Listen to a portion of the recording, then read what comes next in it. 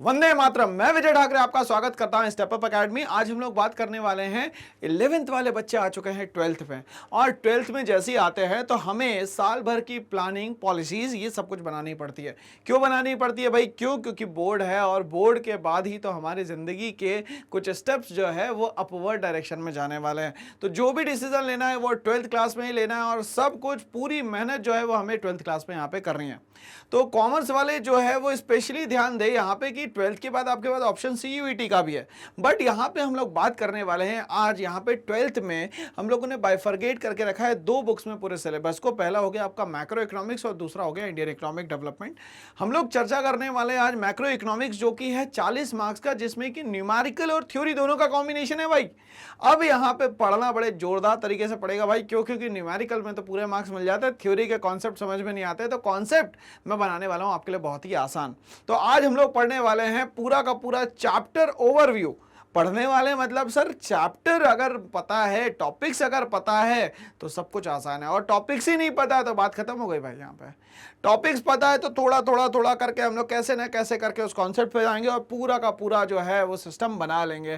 तो चलिए आज मेरे साथ सफरनामा स्टार्ट करिए, और सफरनामा में हमारा जो आज का टॉपिक है वो है चैप्टर ओवरव्यू। और चैप्टर ओवरव्यू किस चैप्टर का है? तो सर्कुलर फ्लो ऑफ इनकम का है। मैं ये बता दूं आपको कि ये यूनिट नंबर 1 का फर्स्ट चैप्टर है, और यूनिट नंबर 1 जो है वो हमारा है नेशनल इनकम। तो सबसे पहले हम लोग इस चैप्टर के इंट्रोडक्शन में स्टार्ट करेंगे सबसे पहले कि भैया नेशनल इनकम क्या होता है। नेशनल इनकम का मतलब वैसी इनकम जिसको हम लोग जनरेट करते हैं with the help of goods and services. हमारे यहाँ के लोग या तो गुड्स बनाए, सर्विसेज बनाए, या तो फॉरेनर्स की मदद से ये करे और एक साल के अंदर कर देंगे, तो इसको कहेंगे हम लोग नेशनल इनकम। मगर मैंने यहाँ एक वर्ड यूज कर लिया दोस्तों, गुड्स।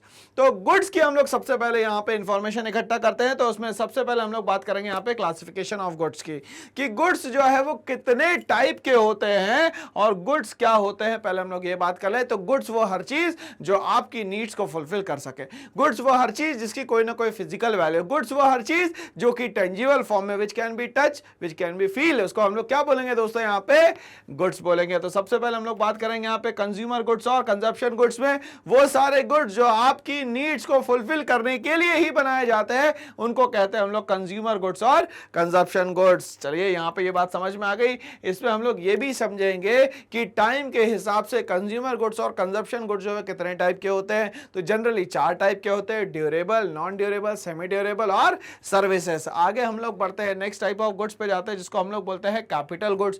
क्या होते हैं सर ये कैपिटल गुड्स? वो सारे गुड्स जो दूसरे गुड्स के बनने में मदद करते हैं, उन सारे गुड्स को हम लोग कैपिटल गुड्स बोलते हैं। जनरली इसकी वैल्यू जो होती है हाई होती है, और इस पे डेप्रिसिएशन चार्ज किया जाता है। ये कुछ मैंने पॉइंट्स बता दिए, बाकी पूरा चैप्टर मैंने भर के बताया है कि यार क्या है ये कैपिटल गुड्स। आगे बढ़ते हैं, फाइनल गुड्स वो सारे गुड्स जो आपकी नीड्स को सेटिस्फाई करने के लिए बनाए जाते हैं, उसको बोलते हैं हम लोग यहाँ पे फाइनल गुड्स। तो मगर बाकी से कैसे डिफरेंट हुआ सर? ये ऐसे डिफरेंट हुआ कि ये प्रोडक्शन लाइन की जो बाउंड्री होती है उसको क्रॉस कर चुका है।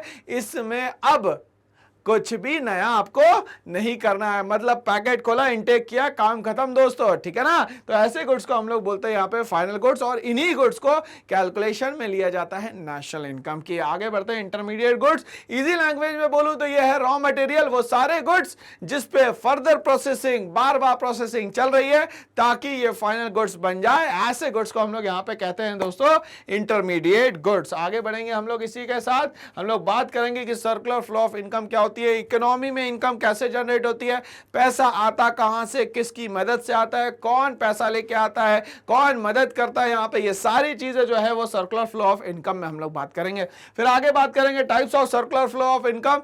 तो अलग अलग इकोनॉमी में अलग अलग तरीके से कैसे यहाँ पे काम कर रहे हैं, कितने सेक्टर्स होते हैं जिनके बीच में एक्सचेंज होता है, जैसे कि हाउस होल्ड और फर्म। मगर 2 और होते हैं भाई, गवर्नमेंट और फॉरेन सेक्टर भी। तो हम लोग मेनली स्टार्ट करेंगे सबसे पहले बेसिक पिलर से कि हाउस होल्ड क्या होता है, फिर फर्म क्या होता है, फिर गवर्नमेंट सेक्टर का क्या कंट्रीब्यूशन और फॉरेन सेक्टर का क्या कंट्रीब्यूशन है। तो सर्कुलर फ्लो ऑफ इनकम, और हम लोग देखने वाले हैं types of circular flow of income. चलिए, तो इसमें हम लोगों ने स्टार्ट किया है टू सेक्टर मॉडल, जिसमें हम लोग बेसिकली फोकस करने वाले हैं कि ये जो दोनों सेक्टर है, हाउस होल्ड और फर्म, इनके बीच में कैसा रिलेशन रहता है।